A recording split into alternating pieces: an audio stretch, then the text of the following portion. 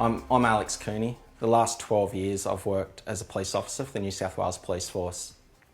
In that time, I've always done extra to my duties. When I started, I did the recruit show. I'd performed extra roles. I'd always relieved higher roles. I'd run operations for police. I'm really pro-police. We want police, we need police, and that's why I'm here today, to let police know that we need them. I've had a lot of police come to me worried about what they're being asked to do at the moment. Unfortunately, no one within the police can actually speak, and that's my role. I'm here to speak for them. October last year, I wrote a letter to the Police Commissioner because I was worried that what we were doing was unjustified and unlawful, and it was eroding the police relationship with the community. We were becoming divided. It was becoming police versus the citizens. People are more scared of getting a fine than they are of an alleged virus. That was an evidence-based letter I wrote. It shows that what we're enforcing that was not justified. COVID is not what we're being told it is. On top of that, we were breaching laws. COVID's not about health, it's about control. It's everything other than health, you know. Health's about you connecting. It's about being outside. It's about your interactions. It's not about isolation. So I felt someone within the police needed to bring that up.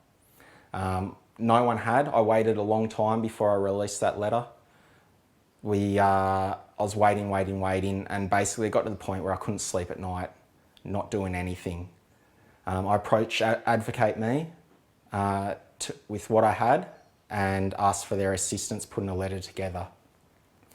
We came up with a plan that we would do an open letter and make it public because they believed that it would be suppressed internally.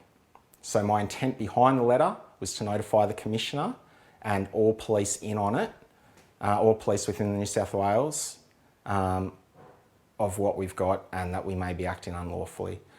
So I sent it via email internally.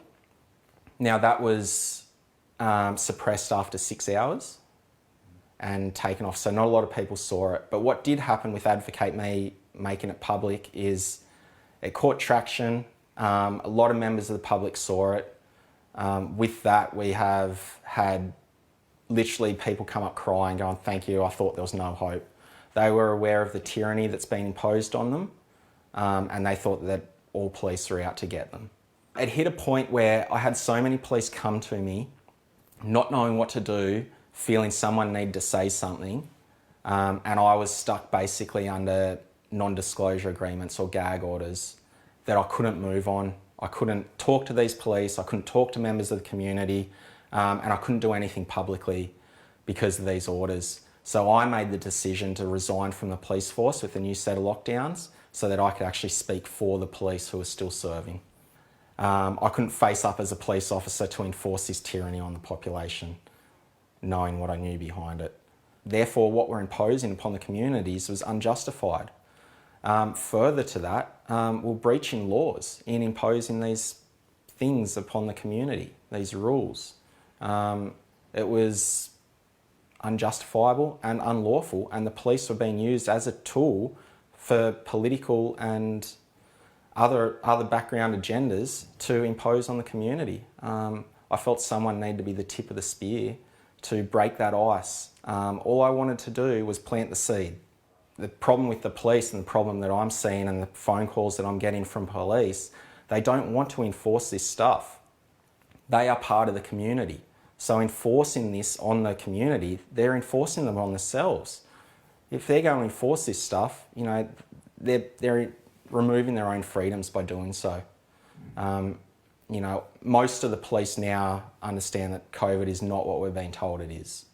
And they're frustrated with it. They're over it. A lot of them want to actually leave. But again, they're in a situation where they might have a mortgage or something and don't want to.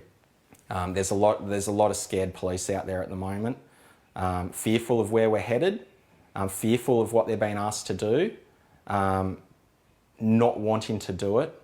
That's not why they join the police. They join there to help the community, to be there for members of the community when they need police. That is why. That's what gives them purpose. This is just creating a divide, and the police themselves are feeling isolated, and they're really struggling with it. So many are off on stress leave since the COVID. It's clear as to what's happening to them. I've been aware for a long time that, and a lot of police are, that what is displayed on mainstream media is false. It's been able to read mainstream media and say, what are they trying to get at? And looking deep, they're pushing COVID so hard on the population. I went the other way and looked underneath. And what I found was a whole world of doctors and scientists, thousands and thousands of them, who are putting forward facts that have been ignored. Mainstream media have a lot to answer for. They're pushing this agenda. They are a tool that is, they call it programming. There's a reason they call it programming. I'm not sure where the mandatory vax comes in with the police, what the agendas are behind it. Now, within New South Wales, it's the Commissioner who has deemed it mandatory that the troops get vaccinated by the 30th of this month. Now, that hasn't come from government, that hasn't come from anywhere else, that's just a Commissioner decision. Most members of the police are lovely, even the high-ranking ones. There are a lot of police who do not want these vaccines. I have more than 170 in New South Wales that I've contact with who are adamantly not wanting the vaccine. I'm aware of many, many, many others who have already had the first shot who didn't want it, but they feel like they need the employment. It's complete coercion into having this medical procedure. I put it down to essentially they are being groomed to be injected. What you need to do as police is start questioning.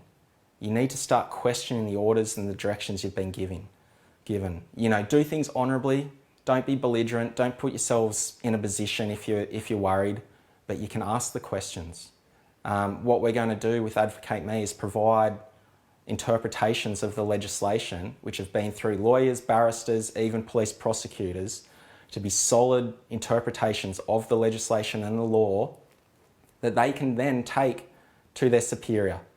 They can simply ask, if it's a constable, ask the sergeant, Sarge, it's my comprehension of the legislation that we're acting unlawfully. Can you please follow this up for me?